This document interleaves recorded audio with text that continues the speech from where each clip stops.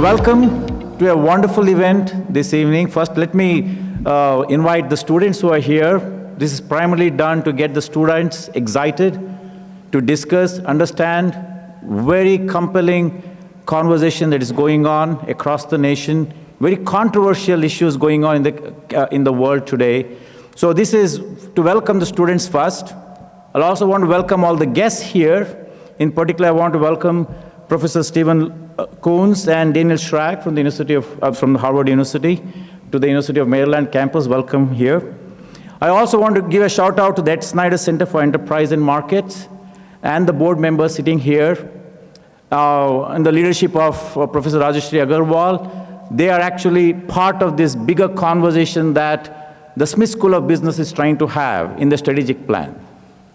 We have two guiding principles for us, which are very important. One, that business is for everyone. Business matters for all. Why is it important? Today, whether you're in social work or in engineering, having a good understanding of the business fundamentals makes you better, makes you more productive. The second one is intellectual curiosity. We want every one of our students to be critical thinkers, not to be preached of what we believe sitting on the podium, but for you to be looking at the evidence and make your own interpretation, asking the tough questions and the right questions, not based on political belief, not based on somebody else's belief, but you make the choice, be critical thinkers. In that spirit, Ed Snyder Center actually provides that valuable platform for us to launch a conversation, a series about understanding difficult issues, difficult conversations. It's evidence-based. You make the interpretation based on what it is about. Along with that, based on what's going on in the world, we want civilized conversation, a conversation where we're willing to listen to the other side, not to shut them down, but to hear the other side, why they make certain arguments, and you be the judge whether it makes the right sense.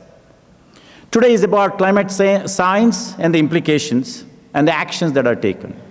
Different groups have different viewpoints, so you be the judge based on today's discussions. In order to introduce today's event, let me call on Professor Rajeshri Agarwal. Those of you who don't know, she is one of the most highly cited faculty in the world in management and organization. She's a power, and always don't mess with Professor Agarwal. I was in Texas for 27 years. I have to use the word, don't mess with blah, blah, blah. So here is Professor Agarwal. I welcome her to introduce this event. Thanks.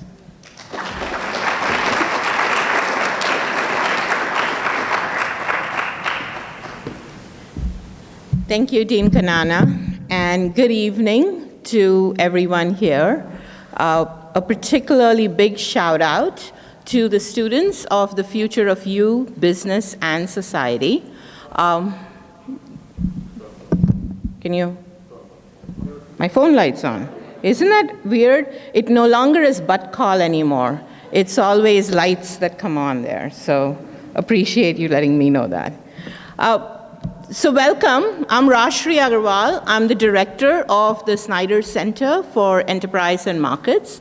And as Dean Kanana said, we have our excellent board members here too that are attending this event because we had our board of advisors meeting this morning as well. What the Snyder Center stands for is, again, enterprise and markets, because we do believe that human enterprise is the engine of human flourishing and economic prosperity. And markets, of course, help each and every one of us trade with each other. Organizations and markets are first and foremost platforms for collaboration. But you cannot have collaboration if you are not looking at what the other person's perspectives are. So you need to know what your own abilities are, your own aspirations are, and what you would like to do in order to make the world a better place by doing something important to you. But at the same time, you need to have that same understanding of your trade partners. Because before we can engage in collaboration, we have to make sure that we're aligned. Now, being aligned does not mean talking to each other in the same echo chamber. Being aligned actually requires us to be uncomfortable, be willing to not have a closed mind, but not have an open mind either where anything goes. Instead, it is about having an active mind so that you're not preaching, you're not prosecuting, and you're not politicking either, but you're thinking like a scientist.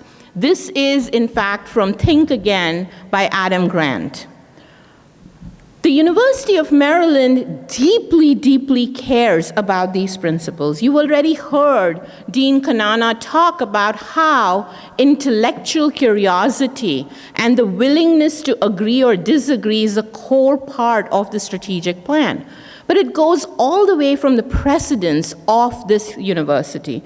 So way back in 2018, when our partners, the Steamboat Institute, first came to campus in their inaugural Campus Liberty tour, Wallace Lowe was the president, and there was picketing outside because we had both Vicente Fox and Nigel Farage, and there was a huge objection to Nigel Farage in particular to be there. And at that point, Wallace Lowe made a very compelling statement. He said, the role of a university is not to make ideas safe for students, but to make students feel safe to challenge diverging views. Last year, at the same Steamboat event, President Pines was also available, and he noted, our responsibility is to raise questions, listen to one another's point of view respectfully and with an open mind, and move towards building a better understanding of the particular problem that we are talking about. At the Ed Snyder Center and the University of Maryland, Smith, we take this very seriously.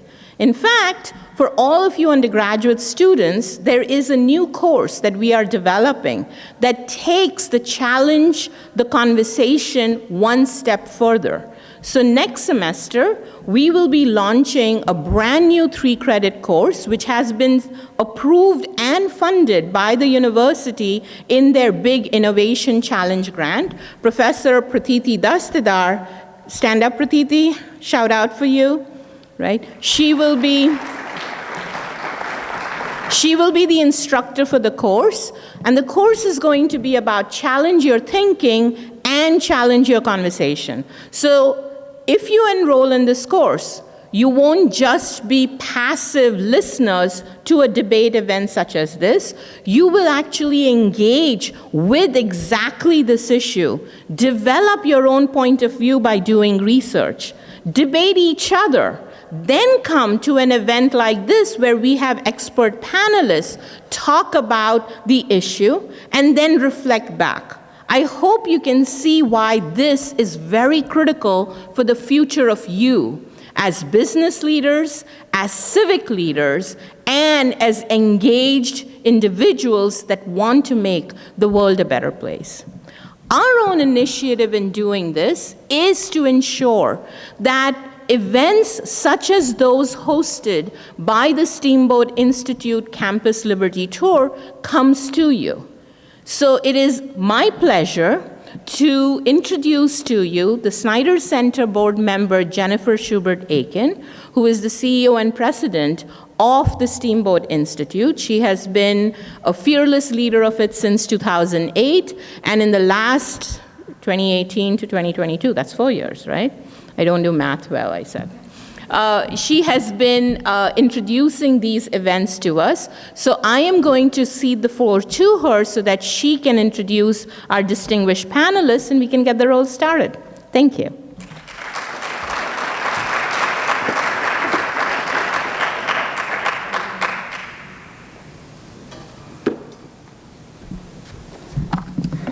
Okay, good evening, everyone. It is so great to be back on the Maryland campus. Thank you, Rajshri and Dean Koonin, for welcoming us back to your campus. We always get such a warm welcome here. We always appreciate having the opportunity to collaborate with the Ed Snyder Center. And I just want to tell you, after hearing from Dean Koonin, and you just heard from Rajshri also, but earlier today, Dean Koonin spoke to our Snyder Center Advisory Board. I hope you realize what you have here at the University of Maryland with strong leadership that doesn't just talk, but actually walks the walk about promoting free speech and ideological diversity on your campus. So I think you need to give a round of applause to your dean of your business school for being so strong. I'm just going to be very brief, tell you about the Steamboat Institute. I know most of you probably don't know who we are. As Rajshri said, we started things with a bang with the Campus Liberty Tour in 2018 when we brought Nigel Farage and Vicente Fox to your campus. It was a lot of fun. That one was actually televised live on C-SPAN that night, so you can still find it there, and it's received hundreds of thousands of views. The resolution being debated tonight is one of the most hotly contested topics of our time. Climate science compels us to make large and rapid reductions in greenhouse gas emissions. Now, you've seen these cards that were on your seat, hopefully. You can vote in a poll. I think you should have received a text also to vote in the poll. We're doing a poll before our speakers take the stage and begin the debate. So vote, whether it's yes, no, or undecided on that resolution. Then at the end, we will have you submit your opinions again, and we'll see if opinions have changed after the debate is over. Also, during the debate, you'll have the opportunity to submit questions using, once again, the QR code. So be sure to submit your questions. Our moderator will be selecting your questions to ask. She'll be viewing them on a tablet. So we want all of you to participate and get your questions answered. Briefly, before we begin tonight, just want to let you know, and we've had this up here on the screen, this is the first of 3 debates we are doing on this resolution this week. So we have a busy travel week. Tomorrow night, we will be at the University of Dallas in Irving, Texas, where Dr. Koonin will be debating Gernot Wagner from Columbia Business School. And then on Thursday evening, we'll be in Oklahoma City at Oklahoma State University's new Ham Institute for American Energy, where Andrew Dessler, a climate professor at Texas A&M University, will debate Dr. Koonin in Oklahoma City on the same resolution. If you have friends in Dallas or Oklahoma City, tell them to go to steamboatinstitute.org and register, grab a free ticket, and come join us. You can watch these and any of our previous debates in their entirety on Steamboat Institute's YouTube channel. This debate tonight and the next 2 should be up on our YouTube channel by early next week, so I encourage you to check that out. And now we'd like to show you, this is just an 84-second trailer that shows you some of the highlights of some of our past debates, which I hope you will enjoy. Welcome to the Steamboat Institute Campus Liberty Tour. The fact is we're having a proper, full, honest, open debate, and boy, there are going to be differences. It uses state boundaries like the watertight compartments on an ocean liner. Never have a nationwide recount, but you would under NPV. The truth is in a national popular vote system, I am not afraid of my ideas. In which we secure a bedrock of social rights, and we can tie this to worker ownership in the sphere of production. What is the capitalist answer? Well, I'm for competition, I'm for small businesses, I'm for a lot of things you're saying that you're for. I just think the way to do it is to let people be free. So I'm going to continue to defend free speech as long as I have the strength to do it, and I'm going to do it for people who I despise, for people who I disagree with, for people who I am offended by. The Brexit vote. Free speech. The migration. National popular vote. We are not fake news. Accepting democracy, respectful of other people, regardless of whether you disagree, and one in which it is expected there's civility and trust, rather than incivility and distrust that permeates the country today.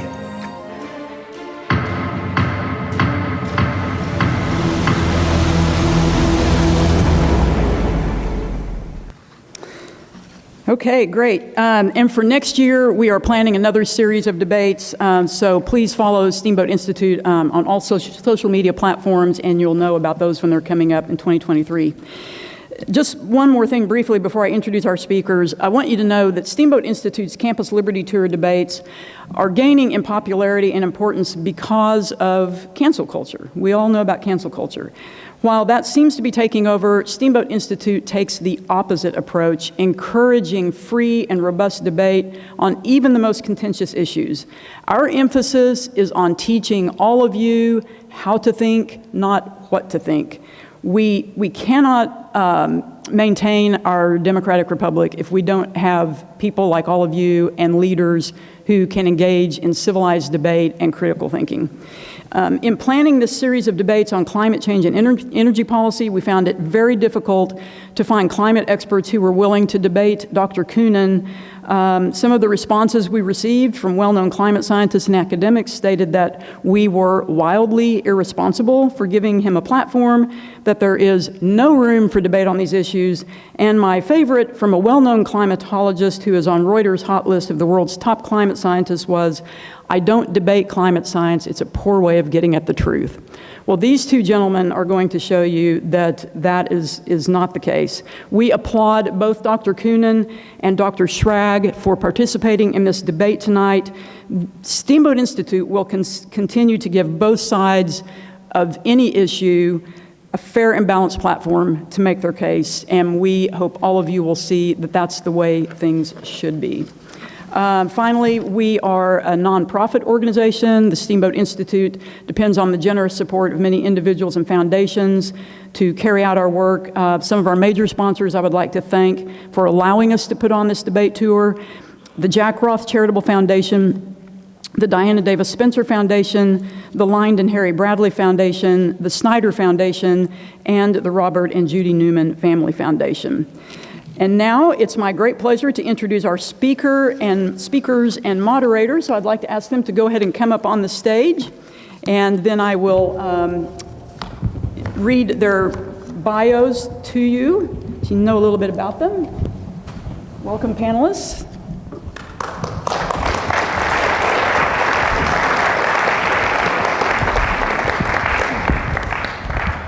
Arguing the affirmative on tonight's resolution is Daniel Schrag. Dr. Schrag is the Sturgis Hooper Professor of Geology at Harvard, Professor of Environmental Science and Engineering, and Director of the Harvard University Center for the Environment. His primary appointment is in the Department of Earth and Planetary Sciences in the Faculty of Arts and Sciences, with additional appointments in the John A. Paulson School of Engineering and Applied Sciences at the Harvard Kennedy School, where he also co-directs the program on Science, Technology, and Public Policy at the Belfer Center for Science and International Affairs. Dr. Schrag studies climate and climate change over the broadest range of Earth history.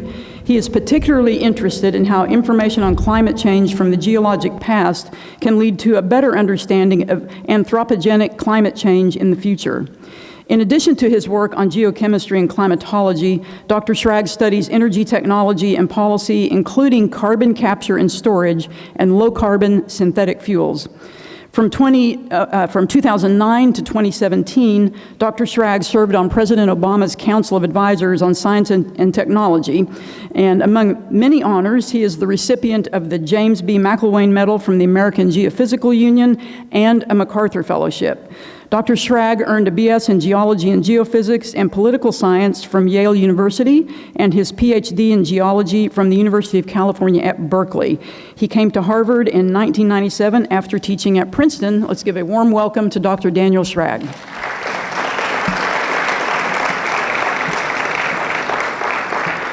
Arguing the negative on tonight's resolution is Stephen Koonin. Dr. Koonin is a leader in science policy, having served as Undersecretary for Science in the U.S. Department of Energy under President Obama. In this role, he was the lead author of the department's strategic plan and of the inaugural Quadrennial Technology Review, which started in 2011. With more than 200 peer-reviewed papers in the fields of physics and astrophysics, scientific computation, energy technology, and climate science, Dr. Koonin was a professor of theoretical physics at Caltech, also serving as Caltech's vice president and provost for nearly a decade. Dr. Koonin is currently a professor at New York University with appointments in the Stern School of Business, the Tandon School of Engineering, and the Department of Physics. Dr. Koonin's memberships include the U.S. National Academy of Sciences, the American Academy of Arts and Sciences, and the Jason Group of scientists who solve technical problems for the U.S. government. He is the author of Unsettled, What Climate Science Tells Us, What It Doesn't, and Why It Matters. Since the book's release in April of 2021, more than 200,000 copies have been sold. Welcome, Dr. Koonin.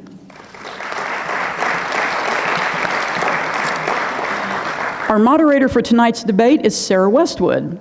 Sarah is a political and investigative reporter at the Washington Examiner, where she writes on a range of pressing political issues. Prior to joining the Examiner, Sarah was a White House reporter for CNN, a Robert Novak Journalism Fellow at the Fund for American Studies, and a graduate of the National Journalism Center Fellowship Program. And this past August, Sarah was awarded the 10th Tony Blankley Fellowship for Public Policy and American Exceptionalism by the Steamboat Institute. So welcome, Sarah.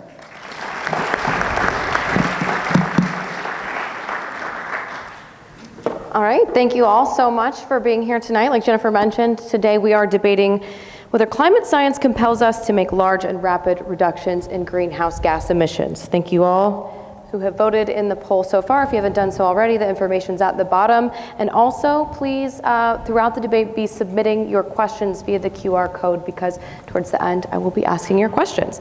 So next, each debater is going to have 10 minutes to present their opening statements, then 5 minutes each to present a rebuttal, and we're going to begin with Dr. Schrag. Okay, I'm going to use this microphone and keep this one off. Is that right? Sounds great. Okay, so here is our question. Climate science compels us to make large and rapid reductions in greenhouse gas emissions. I don't think this is the most controversial statement in our society, given that most of the countries around the world have actually agreed to this already, but we'll come back to that point. I think some of the questions that Steve and I will discuss tonight have to do with what is large and what is rapid, and also who is us, because that is a really important issue that we'll talk about. The Earth is warming. It's warmed about 1.2 degrees or so Celsius, a little more than 2 degrees Fahrenheit, over the last 120 years or 150 years or so. Not entirely surprising. Over 125 years ago, this man, something has been messed up on my slides. Well, this got turned around somehow. This man, Svante Arrhenius, and first Swedish scientist to win a Nobel Prize. He won the chemistry prize in 1903. He wrote a paper called, I can't read it now, but it was on the influence of carbonic acid, which is carbon dioxide, on the temperature of the ground, in the air on the temperature of the ground, 1896. And he basically got the physics of the greenhouse effect right. In a popular book in about 1904, he basically calculated that if the carbon dioxide level in the atmosphere doubled, then due to coal burning, which was the dominant fossil fuel at the time, that temperature on the Earth would increase by about 4 degrees Celsius. Today we think that's a little high. It's probably closer to 3 degrees, but not bad for 1896. So this is not a new problem. We've known about this for a long time. Of course, we know a lot more. This is the Keeling curve showing the rise in CO2. David Keeling started measuring carbon dioxide in Mauna Loa, Hawaii. It was 315 parts per million in 1958. It was 380 parts per million when he died in 2005. And today it's over 420 parts per million. His son Ralph continues these measurements. The fact that carbon dioxide is a greenhouse gas and is going to cause warming of the planet, that's not controversial. What is controversial is exactly how much, exactly what's going to happen, and how everyone on the planet is going to be affected, including, I wish we'd straightened this out before. I thought you'd previewed the slides. So unfortunately, things have been turned sideways. And is there any way we can straighten this out? I guess not. You'll have to look sideways. I apologize. This is an unfortunate occurrence. This is the way, so when people look at the Keeling curve, you see the rise in CO2. As a geologist, I look at it a little differently. I see a rise like this, and if you turn your head, you'll see this graph is now the same thing. It's carbon dioxide in the atmosphere, but it's over the last 800,000 years, reconstructed from ice cores that trap bubbles of air from Antarctica. And what you see, and I will use this pointer here to try to show you, there are fluctuations between, you can't see the numbers, but 180 parts per million up to, this one is right about 300 or a little below 300 parts per million. Those are the regular fluctuations associated with the ice age cycles over the last several million years. In that context, this is the Keeling curve. This rise from the pre-industrial level about 280 parts per million up to today's value around 420. We're doing an experiment on the planet, and indirectly we know that CO2 levels haven't been this high, we think, for many millions of years. And by mid-century or late this century, we'll be at levels we haven't seen probably for 35 or 40 million years. So we're doing an experiment on the entire planet. And one of the points I want to give you as a geologist is that the timescales in the Earth system, the inertia in the Earth system, those timescales are really long. So we are setting in motion things that we don't have the capability of controlling. This is a picture of essentially the spatial footprint of global warming. This is done by NASA, and they're 5-year averages. And the reason we take 5-year averages is because we're getting rid of seasonal variability and year-to-year variability. We're kind of looking at the spatial footprint of warming.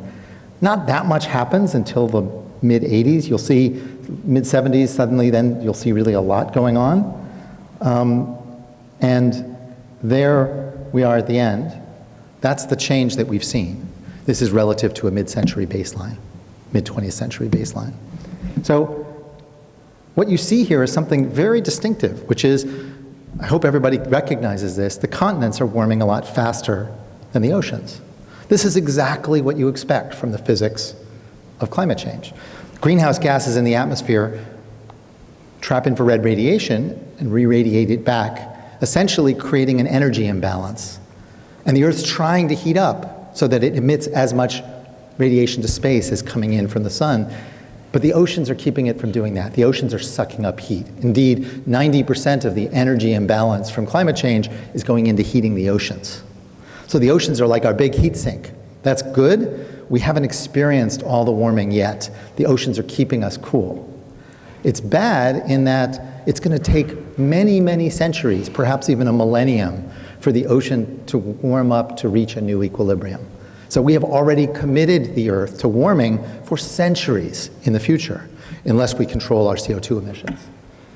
And again, this just shows temperature over land has increased since the 70s about twice as much as the temperature over the ocean. Now, I want to give you some other timescales involved.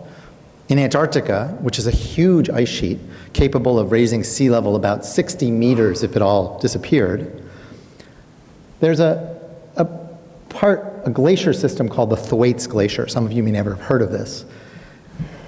It's connected to an ice shelf, which is a part of land ice that's now floating in the ocean. I'm going to show you a cross-section of this. Here is the ice shelf. This is the floating ice, and this is the glacier behind it.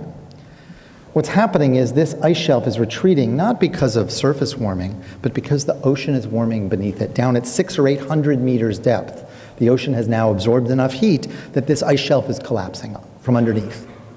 And scientists are arguing about whether it's already past the point of no return or whether it's very close to the point of no return. But they expect that by sometime in the next decade, that ice shelf will break off, and essentially the only thing left will be this huge glacial system that will flow downhill into the ocean by gravity. That is, we will have unleashed about 1.5 to 2 meters of sea level rise that is unstoppable. On a time scale of, glaciologists argue about this, something between 50 and 200 years. 2 meters of sea level in 50 years could be absolutely catastrophic. Think of all of South Florida disappearing.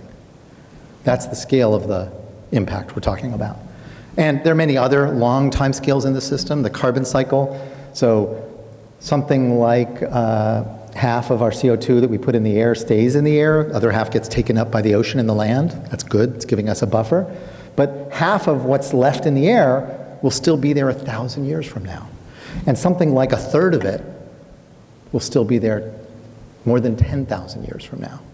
We are setting in motion things that will last for tens of thousands of years.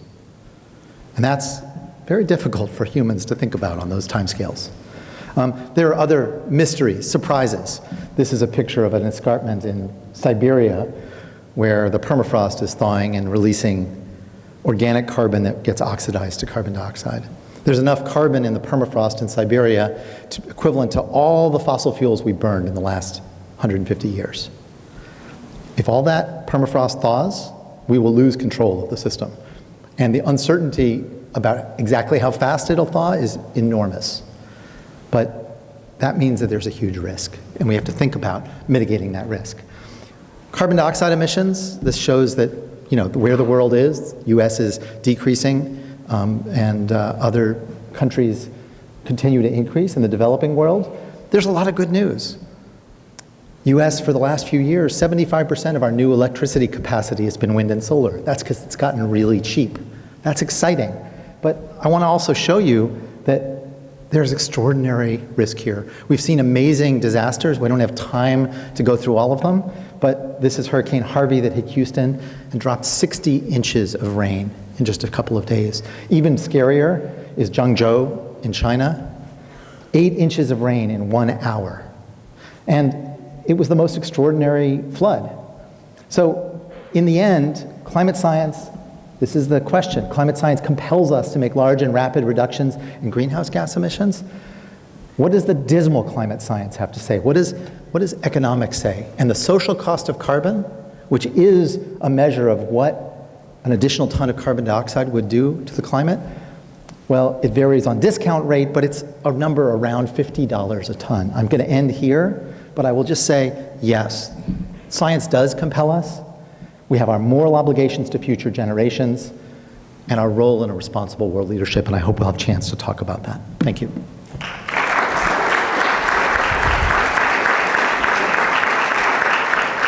Dr. Koonin?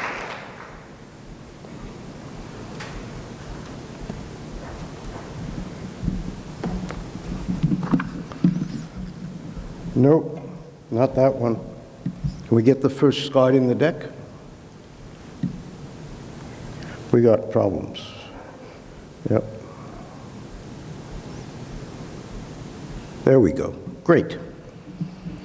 All right, that's the proposition. It sounds great. Follow the science.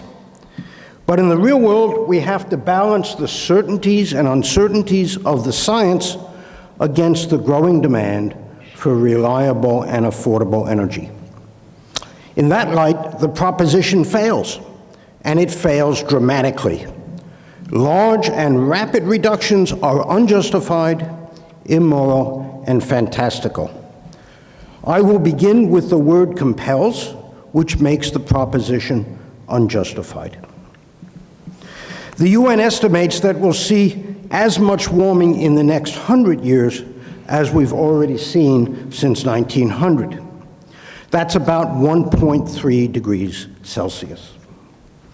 During, or perhaps despite that prior warming, we've seen the greatest improvement ever in the human condition. Lifespan, literacy, nutrition, and economic activity have all increased dramatically, even as the population quintupled since 1900. The rate of extreme poverty dropped from 70% down to 10%. And relevant to this discussion, the death rate from extreme weather today is 1/50th of what it was in 1900. So it beggars belief to think that another 1.3 degrees of warming in the next century is going to significantly derail that progress. Even though the climate varies a lot on its own, many people allege that we've broken the climate in the last few decades. And you saw some of the dramatic weather events that Dan showed you. But the IPCC, the UN's climate panel, says it's hard to find long-term global trends in most types of weather extremes, including storms, droughts, and floods. And so economic loss rates have actually declined slightly over the last 30 years, averaging about 0.2% of the global GDP. I don't think we can even measure it that accurately. A wealthier world is a more resilient world. Well, maybe the future will be a lot worse. But the UN projects substantial economic growth even in an emissions-heavy scenario. In 2014, they said for most economic sectors, the impact of climate change will be small relative to the impacts of other drivers. There's what they said. Research since then confirms that warming is expected to be a minor hindrance to growth. A few degrees by the end of the century would make the growing economy a few percent smaller than it might have been otherwise. Of course, there are uncertainties in these projections. GDP is not the only measure of well-being, and the rich will fare better than the poor. But the term existential crisis is hardly justified. One might still fret about severe but unlikely climate impacts, and so we hear something very bad might happen. We don't know what or when or just how bad, but we'd better act. The well-to-do might clutch their pearls over that, but it's hardly compelling for most of the world, which has many more impactful, immediate, and soluble problems. And so the word us makes the proposition immoral. There are 1.5 billion of us in the developed world, and we enjoy abundant and affordable energy. But the globe's other 6.5 billion people are energy poor, and the inequalities are astounding. We Americans consume 30 times more energy per capita than Nigerians, and 3 billion of the world's 8 billion people, 40%, use less electricity every year than the average US refrigerator. Energy poverty means cooking with wood and dung. Smoke in the kitchen kills some 2 million people every year. And while dining by candlelight might be romantic, studying by candlelight is not. Global energy demand will increase 50% by the middle of this century as most of the world develops. Fossil fuels are the most reliable and convenient way for developing countries to get that energy, as they have long been for everybody. And so global emissions will grow in the coming decades, even as the developed world's emissions decline slowly. And remember, just to stabilize human influences on the climate, not reduce them, the warming influences at an allegedly safe level require that emissions will vanish in the latter half of this century. And this graph, which is a projection, of course, only goes up to 2050. So this curve has got to go to zero, say some people. Reliable and affordable energy is the overwhelming priority for developing nations. And so when the proposition says science compels us, the response of the developing world is, what do you mean, us? The Indian Prime Minister protests that the path for development is being closed to developing nations, while the Nigerian president says Africa is being punished by Western decisions and will fight to exploit the fossil fuels it has. In my opinion, they're right. It is immoral for the developed world to deny the developing world the energy that they need. And it is the height of carbon colonialism to restrain that development by mandating costly and ineffective energy systems if we're not going to pay the extra cost. The proposition is also immoral because exaggerations like science compels induce eco-anxiety. Some 60% globally of young people are very worried about climate change, and many are therefore reluctant to have children. Net zero emissions by even 2100 would be an heroic achievement. But the world isn't facing climate catastrophe, and so it's pernicious to exaggerate the importance and urgency of reducing emissions at the expense of more immediate and impactful societal needs. Finally, the fantasy of large and rapid reductions. Energy systems change slowly for fundamental reasons. Their infrastructure lasts for decades. They have to work together, all the different parts, as a system. And there are many stakeholders whose interests don't often align. It also takes time to refine the hardware and the operating procedures to ensure high reliability. And so large and rapid is very problematic. A zero-emissions electrical grid is central to decarbonization strategies. Solar panels and wind turbines are the current fashion, and they are today the cheapest way of generating electricity. But you need a backup system for when there's no sun or wind. Technologies like natural gas with carbon capture, or nuclear, or some form of storage like giant batteries. That reliability is the costliest aspect of building a renewables-heavy grid, ensuring high reliability that we enjoy today in the US, 99.99%, would more than double the cost of electricity if you want to get most of it from wind and solar. But reliability is only one of many oops issues as we careen toward a renewables-heavy, all-electric world. Solar and wind need an order of magnitude more land. They also need a lot more stuff. Wind takes 10 times as much concrete and steel than nuclear. And renewables use 10 times more high-value materials like copper, molybdenum, and dysprosium. Unfortunately, those high-value materials and their processing are today concentrated in inconvenient countries. The Democratic Republic of the Congo produces 75% of the world's cobalt, and China is a major player in extracting rare earths and other critical materials. All that means is that there's going to be a tremendous increase in mining and manufacturing as new energy technologies are deployed, and an increase in their environmental impacts. Renewables will not remain the cheapest form of generation. Mineral supplies will have a hard time keeping up. Lithium prices have already surged, and copper demand is going to be really difficult in the next 10 years. So to sum up, the proposition is unjustified. There is no imminent climate catastrophe, and so we don't need to make large and rapid reductions. The proposition is also immoral. We can't condemn most of humanity to expensive, inadequate energy, so we shouldn't do it. And then finally, the proposition is fantastical. Techno-economic realities mean that large and rapid changes to energy systems will be expensive, disruptive, and counterproductive, so we can't do it. These 3 points are why you should not support the proposition. Thank you.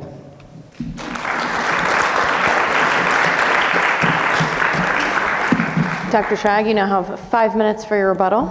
Thank you so much. So let me first say I agree with Steve on a couple of things. It is absolutely unconscionable for us to ask the poorest countries of the world to reduce their emissions at this point in time. That is, to sacrifice their own economic development for that purposes.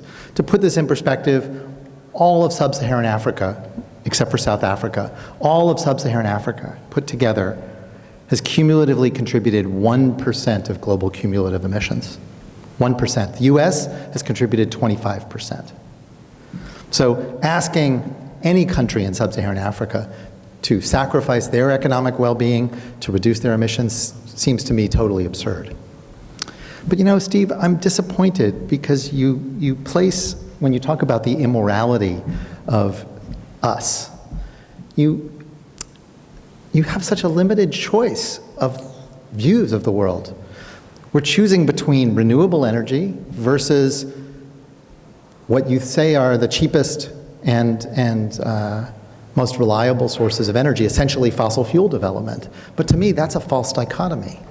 There's another path that we have to think about, and that is a significant investment in our world in a clean pathway of development. And ultimately, since these countries are in early stages of development, they will adopt those clean technologies. Already, low penetration wind and solar, as Steve said, is cheaper than anything else. Just to put that in perspective, Ireland and Spain, 2 countries that have isolated grids because of their geography, have 40% wind or wind and solar. The US is at 14%. When we catch up to Ireland and Spain, then we can talk about the difficult part of decarbonizing, which is going to happen. We're going to hit that, but it's going to be decades in the future. And in that time, new technology will develop. Electric vehicles is another nice example. Automobile companies have already made the factory investments. They're switching over. This is already happening. And within 5, maybe 10 years, EVs will be much cheaper than internal combustion engine vehicles when you consider the entire cost of ownership.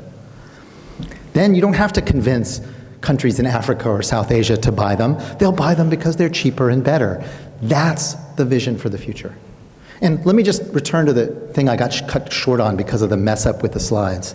You know, the social cost of carbon is the economist's best estimate, all of this considered, of what our emissions cost today. And $50 a ton, maybe 70 is a right number. The IRA, the big climate bill in the US, $40 billion a year roughly over the next 10 years. And $40 billion a year, the US emits a little more than 5 billion tons of CO2 a year. That's $8 a ton. So does that mean we're going too rapidly?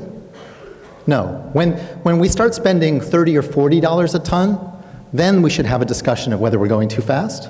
But while we're still spending such a paltry amount on this technological transition that other countries have already bought into, well, I don't think we're going too fast. I actually think we're going wildly too slowly, and I think the evidence is very clear. Thanks very much.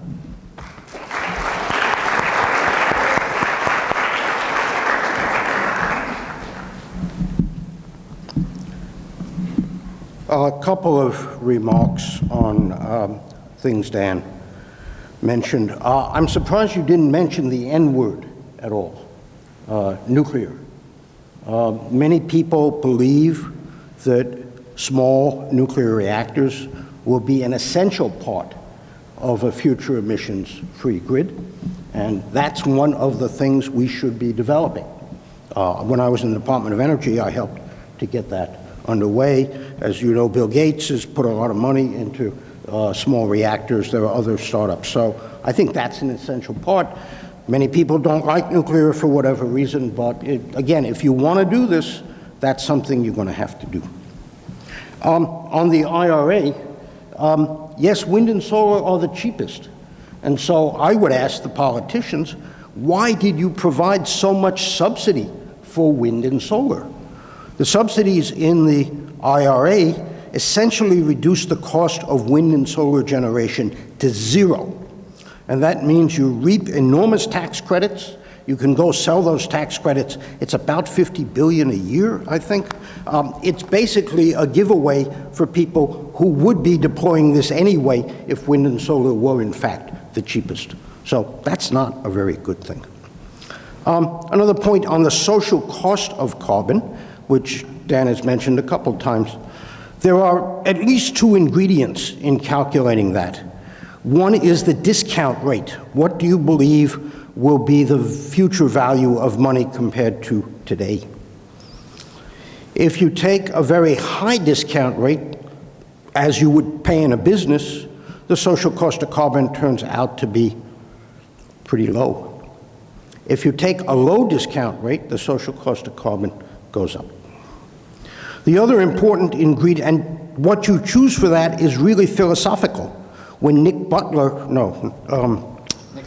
Stern, sorry, I'm messing up my British Nicks. When Nick Stern did his famous Stern report in 2005 or so, he essentially assumed 0 discount rate.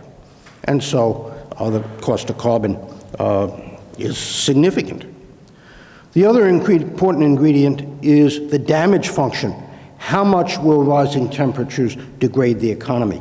And for me, that's the fundamental thing. And the answer, as I showed you, it's a couple percent. If the world warmed 4 degrees, which is twice as much as what Paris has been talking about, we would see less than 10% on average economic damage, while the economy would have grown by a factor of 4. Okay? So I don't put a lot of stock in the cost of carbon numbers as much as Dan does. That's probably enough for right now. Okay. I don't disagree with anything he said about the science. Okay. I think we probably agree on that. The question is, how do you manage this risk? Great. Thank you both for those opening statements and the rebuttals. Please continue sending your questions to me via the QR code. And my first question is going to be for you, Dr. Schrag, but Dr. Koonin, if you would like to respond Please call to me it. Dan. We're calling each other Dan and Steve. We've known each other for a long time. All right, I'll try to remember that. So my first question is, I want to leave aside for now the question about how the climate change concerns should be put upon other developing countries. I want to come back to that later. But in the US, the conversation about climate change tends to center on the economic impacts, and specifically the fact that a rapid transition away from fossil fuels would impart consequences disproportionately on the working class. We've had Transportation Secretary Pete Buttigieg talk about pain at the pump potentially accelerating a transition. Is economic hardship sort of an unspoken part of the push to move away from fossil fuels? And is the climate change science so dire that any economic and societal price is worth paying because the future is that bleak? Any economic price is a very big price, to my mind. And the answer is no. Of course, considerations about equity to workers and opportunities is really important. I've got to say, though, this energy transition, and again, I agree with Steve on this point, energy systems don't change overnight. They involve huge amounts of infrastructure and manufacturing and lots of different stuff. And so, frankly, the worry about going too fast and leaving all the workers behind, that's not our big concern right now. Ford announced new factories in Tennessee and Kentucky for building the F-150 Lightnings, the electric pickup trucks. Those states embraced those new job opportunities. And so, frankly, I think Detroit was a little bit disappointed that they didn't get those jobs. I think that there is a careful path forward that involves an economic transition. And frankly, I don't think it's not discussed. I think it's discussed all the time. The reason Secretary Buttigieg was talking about it is because that's what he's thinking about in transportation, managing this transition. The timescale to shift all of the cars in the US to EVs is probably closer to 30 years than to 10. Even if in the next 5 or 10 years, the price switches, the cost difference switches and EVs become cheaper, it's still going to be, I would say, 15 or 20 years before even close to 100%, maybe even only 80 or 90% of new cars are EVs. That takes a while. I think various industries will transition. What will happen to the fossil fuel industry? There will be some loss of jobs. We've seen that in the coal industry already. And I think we have an obligation to support the transition of those workers in places like West Virginia or Kentucky, where there's a lot of coal miners who are out of business. But this is not unique to American history. There have been economic transitions of all sorts, including Amazon and other online companies getting rid of retail stores. This is a familiar story in US history, and we can handle this. Dr. Koonin?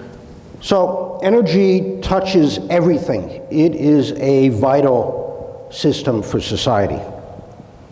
If you're going to change it, you need to do it in a deliberate and thoughtful way.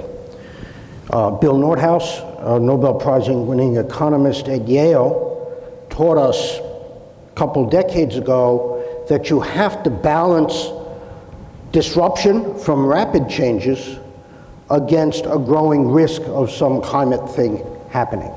So there is an optimal path. Exactly what that is, one can debate. It depends on the damage function, technical evolution, and so on. But there is a graceful, or at least an optimal path for this. No one has laid out a graceful decarbonization plan for the US, let alone the world. It involves technology development. It involves business, because somebody's got to make money. It involves regulation, and it involves behavior and perception. You can find academic studies done by the National Academy of Sciences, Princeton University, decarbonization pathways. But since I'm a professor and have been for many decades, I can say they're done by a bunch of academics. They have very little feeling for what the real business world is like or what the real regulatory world is like. That's what the country needs to do instead of just blindly deploying wind and solar. Dr. Koonin, this one first to you. Dr. Daniel, you can respond to that after he's done. You know, advocates of increasing domestic fossil fuel energy production often point to the fact that the U.S. can produce energy more cleanly than just about anywhere else in the world, that U.S. corporations are better stewards of the environment than other corporations. But that is it not largely the result of the types of government intervention that you're potentially advocating against? I mean, is there perhaps a bigger role for the government to play in regulating how these fossil fuel industries conduct business? I think the government has done a reasonable job of regulating the big energy producers. It's the little guys who somehow fly under the radar. When I was in the department and then was for a while on the Energy Advisory Board, there was a big discussion about methane leaks. And the government decided to crack down, and appropriately so. It's money up into the air, if you like, for the companies, and it is some contribution to greenhouse warming. You know, environmental protection, local environment, water purity, pollution, local pollution, absolutely. Those are things we care about. Greenhouse gas emissions, as you probably all know, there's currently a big discussion about regulating greenhouse gas emissions. I like to cite a quip from one of my former colleagues at Caltech. If you put a price on carbon, you can never get it too high because somebody's going to scream. And the way our political system works, there will be all kinds of screaming. The reason that coal has disappeared, Dan mentioned, is because gas was so cheap. We frack a lot, we make a lot of gas, and can do that. Just one factoid I learned today, which is interesting. Europe, for a long time, has eschewed gas production. Okay? They said, we're not going to produce gas in Europe. Of course, they were dependent on Russian gas, and that's part of what's making the current problem. Europe has 50 years worth of gas that are recoverable on the continent if they chose to produce it. And so we'll see whether the Ukraine situation gets bad enough that they're going to start fracking. To put sort of a finer point on the question, you spoke in your opening about how, both of you did, about how wind and solar energy is actually cheaper ultimately to produce than some of the forms of energy on which we're primarily dependent right now. If that's the case, should the government be picking winners and losers in the energy sector, or is that something that the free market is ultimately going to sort out for itself? You know, I think every economist I know would agree in a second that the best way to regulate energy and deal with decarbonization is to put a price on CO2 because you don't pick the winners. On the regulatory side, it's probably easier to pick the losers. That is, personally, I think coal has no basis for producing electricity in this country. It's so polluting, it's so bad for conventional air pollution as well as for climate. But let's put that aside. In general, a price on CO2 is by far the most efficient way to do it. Unfortunately, in the real political system we live in, that's not possible. And what the IRA represents is essentially pure industrial policy. We are subsidizing particular industries. It's unfortunate. It's not the best way to do it, but is it better than not doing anything? Absolutely. And I will say it's really important to understand the potential of the drawdown of wind and solar. You know, Steve mentioned how coal has been replaced by gas. That really was true in the Obama administration, but not in the Trump administration. In the Trump administration, there's as much solar and wind built in 4 years as 8 years of the Obama administration, and about half the coal, and as much coal declined in 4 years of Trump as 8 years of Obama. And you know, half of the reason, half of the replacement was wind and solar, not gas. Yeah, and so that's really important to understand. And I think we have to step back and see this transition for what's happening and what is next. What are the next technologies? Batteries are coming down in cost. A variety of other technologies are coming down in cost.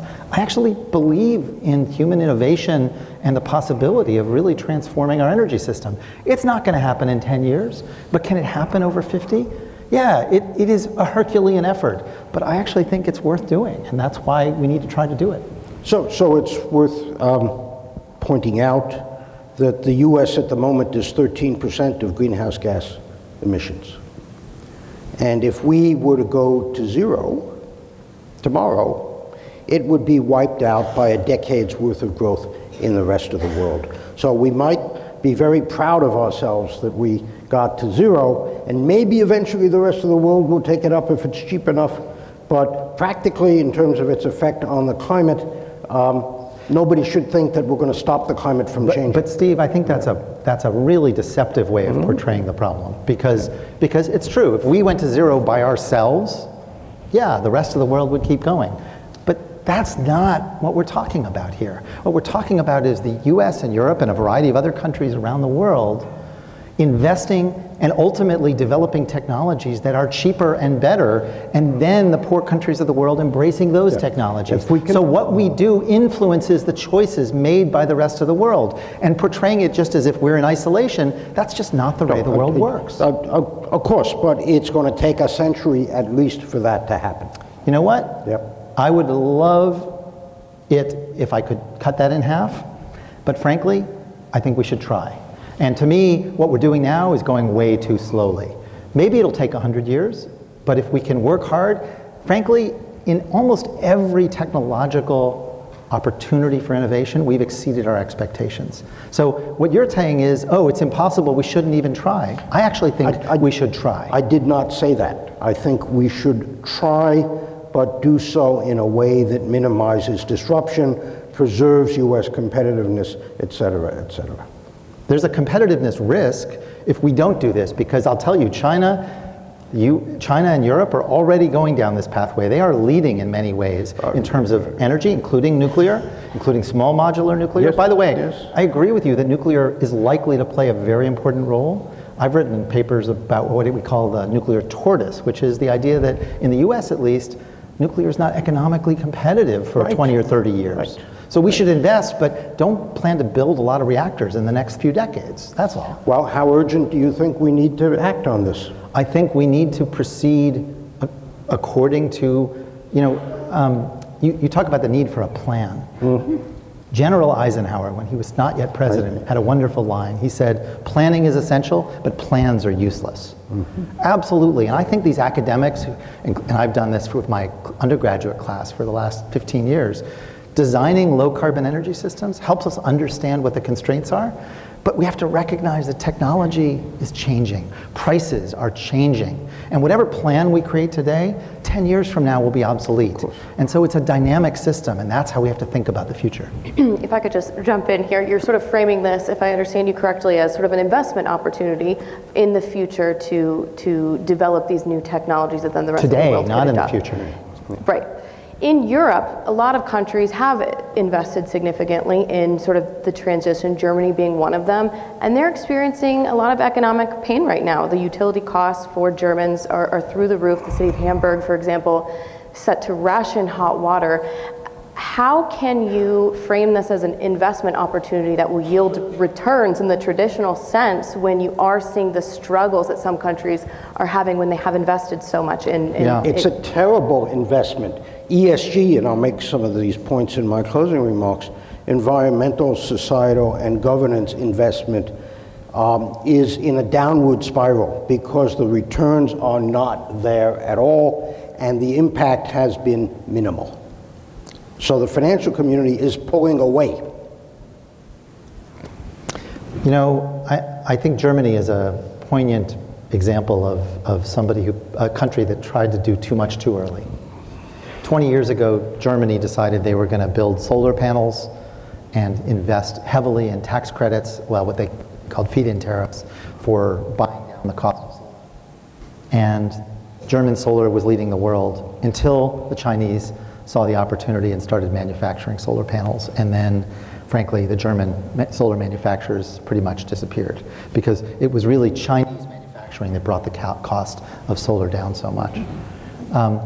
And so Germany's investment, which they thought they would be able to sell their solar technology to the rest of the world, turned out to be a bad idea. And that's a risk when you make a big commitment. By the way, they made a huge commitment. They were paying 30 cents a kilowatt hour for solar. That they also made a big mistake in depending on Russian gas through the pipelines. They were warned about that 15 years ago. Some of the Baltic countries heeded that warning, built LNG terminals to keep supplying gas, where Germany now is in. And Germany also had this passionate hatred of nuclear power, which you know, it was sort of a triple cocktail. Fission was discovered, right? But if we actually look, even at Germany, some of the choices they've more recently made, BMW, for example, is now committed to making after 2025, I think, no internal combustion engines within Germany. That's extraordinary. They're switching to EVs. My wife drives a BMW plug-in hybrid that's amazing. She commutes to work and 90% of the miles on the car are electric. And it's a fabulous car. So I actually think, the last laugh, I wouldn't count German industry out. German industry is really good at some of the things they do. So when I was in the Department of Energy, we were, of course, trying to spur innovation in many of these technologies. But I had to keep reminding people that where a technology is invented is different than where it gets manufactured and is different than where it gets deployed. And so the promise of economic benefit by inventing technologies is not so obvious. All right, I want to get to some of our audience questions here. We have one that asked, why can't the developing world, through some sort of global wealth tax on the wealthier countries, start to subsidize some of that clean energy production in developing nations? Well, there was a promise in Glasgow of a clean development fund. It was supposed to be $100 billion a year. It's not there. Nobody's coughing up the money.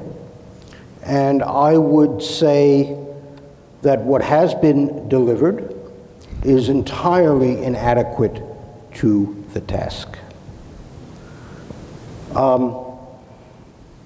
The developed world, US and EU in particular, but Japan, are not particularly flush with cash these days. So I would say that's part of a bigger trend that I think is a real tragedy, actually. We all know that, President Trump, people always talked about his America First plan. But not a lot of people talked about how the Democratic candidates for president in 2020 in the debates were just as America First. It sounded different. But when Elizabeth Warren talked about climate change, she talked about American jobs. She didn't talk about global leadership. She didn't talk about the US having a responsibility to lead the world towards a solution of a really difficult global problem. That rhetoric, think back to the Marshall Plan after World War II, where the Secretary of State came to actually Harvard University and gave a talk outlining his vision to invest in Europe and rebuild Europe after the war. That was American leadership, and it wasn't for our own economic gain, it was for the benefit of the world, to restore the world order. Yes, it was Europe and not poor countries in Africa or South Asia, but still, it was an attitude that I think a lot of American presidents in the 20th century shared, which was the sense of America having a responsibility of global leadership. That's not there now. On both sides of the aisle, support for foreign aid, which has been flat since about 2011 or something like that. There's no interest in investing heavily overseas, and I think that's a real missed opportunity. I would agree, but I would add that global circumstances have changed. We are not in the post-World War II era where the US was by far the dominant force in both the economy and in cultural matters. The rest of the world has grown up, and coming to grips with that in how we think about the US and its global influence is something that we've not done yet. This is a really tough question for Dr. Schrag, so I apologize, tough audience member, but stating that German investment into renewable energy options was done too rapidly, wouldn't that go against the entire thesis of the debate that large and rapid reductions are necessary? No, not at all. That's not inconsistent at all. Again, 30 cents a kilowatt hour would be equivalent to, I could do the calculation, but I can't do it quite fast enough in my head. It would probably be something like $150 a ton of CO2. We're at $8 right now. So frankly, I think it's a question of degree. What Germany did was wildly aggressive, and I think it turned out to be a mistake. They did a Hail Mary, and it didn't work out for them so well. That's not what we're talking about here. What we're talking about is being deliberate, accelerating our pathway, and making smart investments. And that's, I just think, in the world that we live in today, that's just a smart strategy for the future. This one is for you, Dr. Koonin. How do you respond specifically to Dr. Schrag's statement about the ice melting in Antarctica leading to a catastrophic rise in sea levels? It wasn't melting, it was sliding into the ocean. Sliding, excuse me. Well, we don't know when that's going to happen. We've seen evidence of it happening before when human influences were a lot smaller. There are some things you just can't do anything about. Wow, that surprises me, Steve. I mean, what are you going to do? So I think there's a fundamental difference that we didn't really highlight for the audience. You talked about 4 degrees. I didn't really talk about 4 degrees, but the way I understood you to talk about it, it was kind of a linear interpolation from 1 degree. No. I will tell you. The damages are quadratic. The damages that Bill Nordhaus uses are quadratic. Well, they're not his, but they're other people working The fact in the is, same when we field. cross some number like 2 or 3 degrees, we're in a different world that we haven't been in before. No human has ever seen. No human has ever seen this current level of warming. I can just imagine you sitting in 1900 and saying, my God, we're going to warm 1.5 degrees and we're in deep trouble. And in fact, the world prospered. Yeah, I think it's about risk, and it's about what's the appropriate level of risk for the world. And I led a study in the Obama administration. I think you might have even come to one of our sessions about agricultural research and reform at the USDA. Out to 1 or 2 degrees, most agricultural experts think that we can adjust when we grow crops and the technology, the genetic engineering of crops, to keep the trend of rising yields out, but above about 2 or 3 degrees, things get really dicey. So now we're at really dicey, and frankly, nobody knows. And there's a huge uncertainty.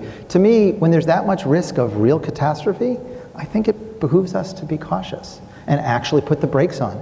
Years ago in the Clinton administration, my colleague John Holdren, who was on his PCAST, said, this is like you're driving a supertanker and you see a shoal up ahead, a reef. And before you run aground, you know that it takes you 10 miles to stop the ship.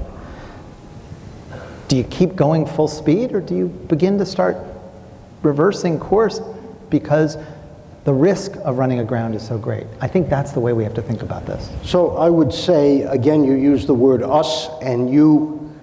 There are many diversity of points of view here, depending upon where you sit.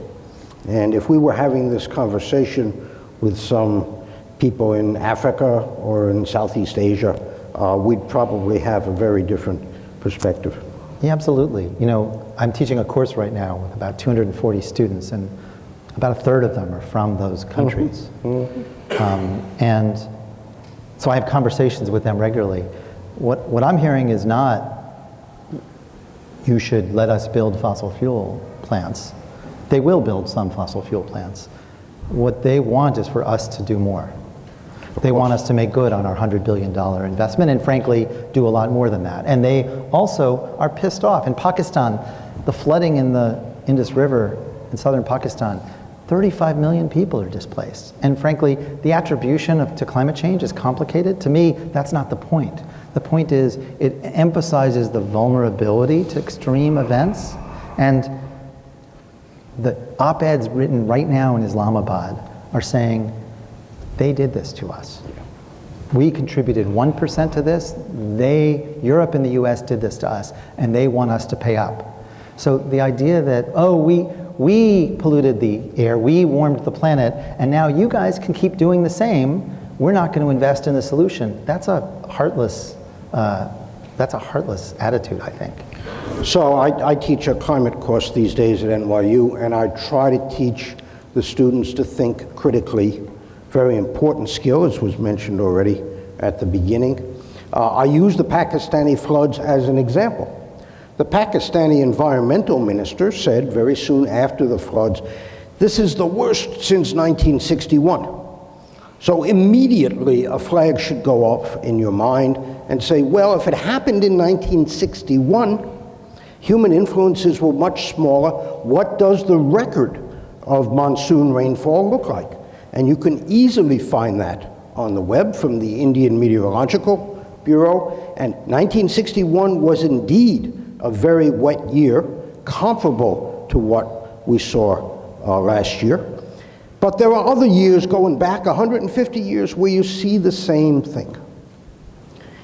The tragedy that we had this year has got to do with the fact that there are a lot of people living in floodplains and the hydrology was really mismanaged, building hard surfaces and so on. So it's not obviously got anything to do with greenhouse gases in the atmosphere. It's lousy development. So Steve, that's an overstatement, because there are lots of good studies that do thousands of calculations and estimates that say that the probability with a warmer ocean and a warmer world of these floods happening is something like, they calculate some studies as high as 100 times more likely. Most of them say 10 to 30 times more likely. Yeah, but we don't see that in the data. You should see 10 times more in the last decade, and you don't. It's more Attribution studies, I like to say, are like the fortune teller telling you that you're going to win after you actually won the lottery. You cannot verify those attribution studies at all. I don't think that's true. I think you're giving them too little credence. No, well, it's not a simple piece of science, but I think you're dismissing them altogether. All science that's dangerous. You know, any science theory needs to be validated, and there is no way to validate those theories. This is a good segue into what will be our final audience question before your closing remarks. And you both are sort of expressing a lot of confidence in your interpretation of the climate change models in terms of how your policy prescriptions. The audience member asks, you know, are climate models good enough to trust climate change projections when they are unable to simulate many features of past and current climates? And I'd just add that in the past, there are some high-profile examples of some maybe hyperbolic statements of people associated with the climate change movement that hadn't come to fruition at this point. What are you thinking of? Thinking of some inconvenient truth sort of vibe of people who have made claims about certain cities being underwater by certain points in time, and those aren't necessarily coming to fruition. How do you sort of square those questions? I mean, I'm very well aware with every mistake that Vice President Al Gore made in an inconvenient truth, but I don't believe any of what you said is actually one of them. So I think that's a misrepresentation of that. There are certainly mistakes he made. He's a politician, not a scientist, but those aren't among them. He didn't say that, you know, New York or Florida was going to be underwater by 2020 or anything like that. Here's what I would say.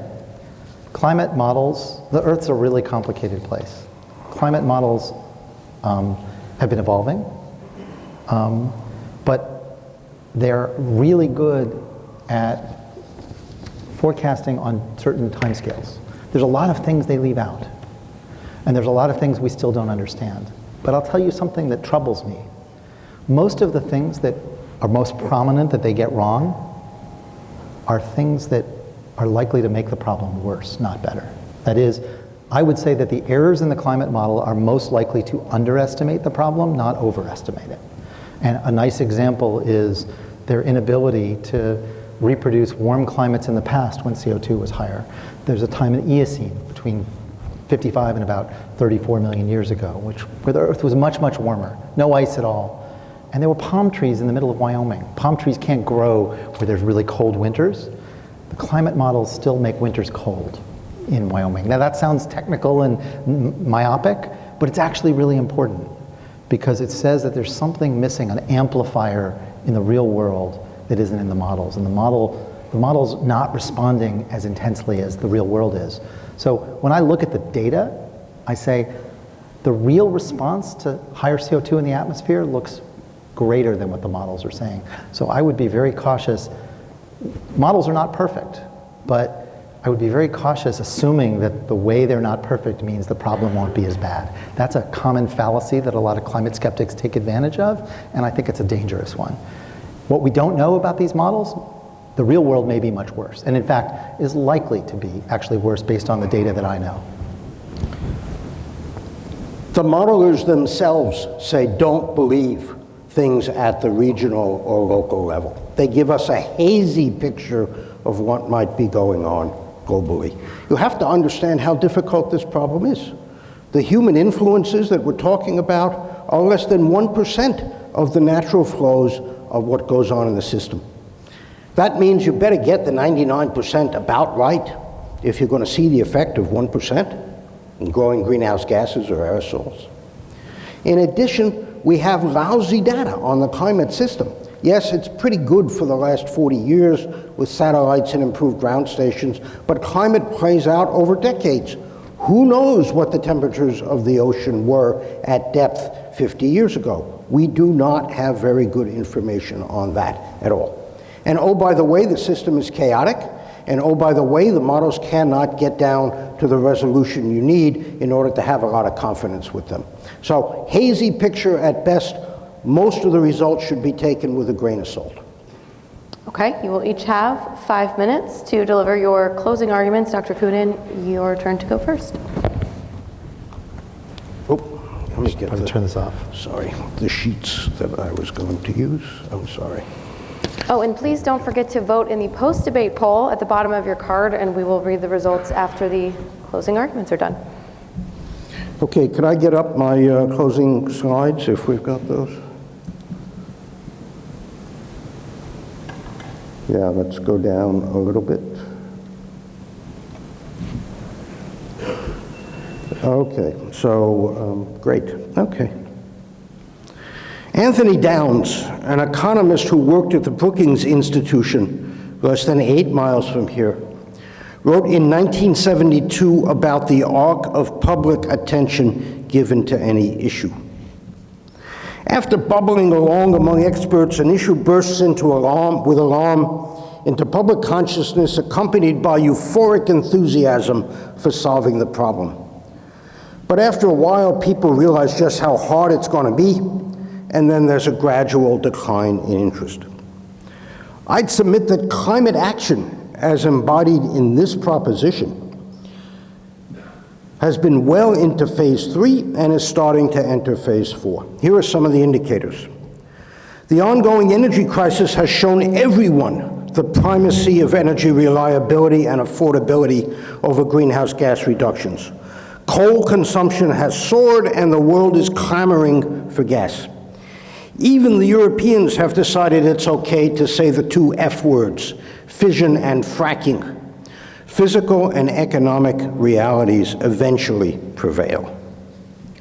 Recent polls show that other issues, including the economy, threats to democracy, Russian and Chinese aggression, immigration, abortion, and gun policy, are far more important to the US electorate than climate change. And think about what will happen as climate action starts to impact ordinary folks through energy costs, reliability, and restrictions on vehicle choice. As I mentioned, the bloom is coming off ESG investing that disfavors fossil fuel companies. Among the reasons are no agreed upon metrics to measure ESG, lower returns by a couple of %, and little demonstrable impact. The world spent $3.8 trillion on renewables in the decade that ended in 2021. But the fraction of total energy derived from fossil fuels only dropped from 82 to 81%. Banks and funds are seriously rethinking and even withdrawing from mitigation pledges. Ill-considered efforts to radically transform vital systems have been damaging failures. The Sri Lankan president banned chemical fertilizers in April 2021, motivated by environmental considerations. It took less than a year for that action to crash the Sri Lankan economy, ultimately leading to starvation, riots, and a change in government. That crisis has been described in Foreign Policy magazine as a farrago of magical thinking, technocratic hubris, ideological delusion, self-dealing, and sheer short-sightedness. Similar circumstances are already playing out in Germany, in the UK, in California, and in Texas, where hasty and ill-conceived greening of the energy system has degraded reliability and increased costs in an ineffective effort to avoid vague and uncertain climate problems a few generations from now. It would indeed be a climate crisis of a different sort if that were to happen across the US. And Dan, my experts tell me that Massachusetts may well be in for a very tough winter because it's eschewed natural gas and heating oil. We should be very careful in tinkering with energy systems. Precipitous emissions reductions are far more risky than climate change itself. I've shown you tonight that there are multiple reasons to reject the proposition. It's unjustified. The official science and common sense belie that catastrophe is imminent. We clearly have time to think through any large-scale changes in our energy systems, and rapidly reducing emissions won't reduce influences on the climate anytime soon. The proposition is immoral. If you support the proposition, you should check your privilege, unless you plan to alleviate energy poverty somehow without fossil fuels. And it is immoral to rob young people of their optimism by exaggerating the climate threat. Finally, the proposition is a techno-economic fantasy.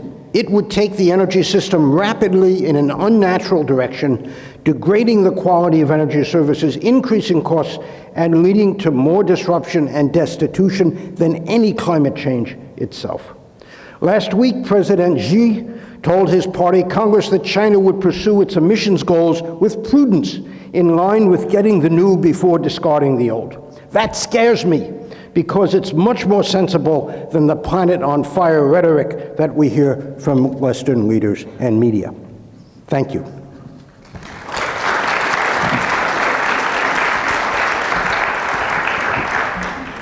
I don't have any prepared remarks. I want to sum up with just giving you a little perspective on some points of tension here in this discussion.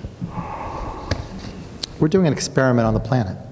Again, we haven't done this for millions of years. And there is a lot of uncertainty. And Steve has appropriately pointed to some of the things that climate scientists don't know, or frankly may never know until it comes to pass. Because the Earth system is complex and hard. But I think the scale of what we're doing to the planet needs to be understood. 20,000 years ago, where I live in Cambridge, Massachusetts, was under about 1 kilometer of ice. Sea level was about 130 meters lower than today. Very different world. It was the last glacial maximum. Global temperature was about 5 degrees colder. We're talking about, in a very short time, 50 times faster than the transition from that world to the one we live in. We're talking about going 3 to 5 degrees warmer. Steve can tell you, oh, there's no risk of catastrophe.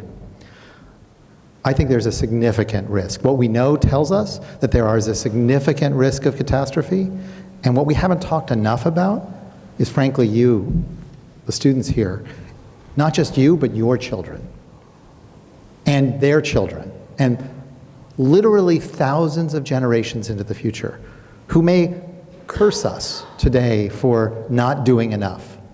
The idea that it's immoral that Steve just said to you, it's immoral unless you're going to give non-fossil renewable energy to poor countries in the world. That's exactly what we need to do. That doesn't mean building it for them, but it means making smart investments to bring those costs down. Let's get cheap EVs. The costs are coming down fast. We're really close to parity. Let's make it happen so poor countries don't have to sacrifice to buy EVs. They do it because it's smart. And there are many other technologies like that. Now, are there really difficult problems, like how to manage really high penetration of wind and solar? Yeah, they're really hard. Frankly, academics are studying them. They're tough problems. But the US is at 14% penetration, and in my career, we're likely to maybe get to 40% where Ireland is today. I think I'm not so worried about solving that problem. That's going to be for you in the back to solve. But I hope that we pass off a world to you that has new technology and frankly, new investments, because we have to solve this problem. The alternative is essentially creating something with inertia and timescales that are so long that are going to take the world into a place I think we really don't want to be. Nobody can predict exactly how climate change will impact society, but our best information says that it's going too far beyond where we've been is a very dangerous place. And we're doing it very, very quickly. So I would submit that we do have a right. That doesn't mean we destroy our economy in the process, that we do it so rapidly that we lose jobs. But there's a smart path forward where we develop new technology, create economic opportunity, and ultimately help the whole world solve this problem. And that's the kind of American leadership we should aspire to. Thanks very much. Okay. Thank you all for participating in the poll. Before the debate began, 111 of you responded. 62% of you agreed with Dr. Schrag, large and rapid reductions in greenhouse gas emissions. 14% disagreed, aligning themselves with Dr. Koonin. 24% of you guys were undecided. And now I think we have the results of the final poll. Maybe not. All right, so we did see a little bit of movement there, a lot less undecided audience members. So thank you guys, thank you everybody for being here today for this debate. Thank you for Dr. Schrag, Dr. Koonin for participating.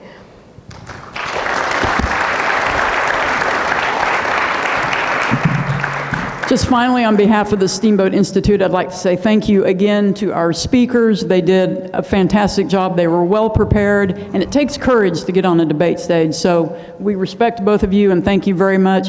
Thank you to the Smith School and the Ed Snyder Center. If you enjoyed tonight's debate and you would like to see more of these, of course, Steamboat Institute and the Snyder Center always welcomes your support. Thank you, and have a good evening.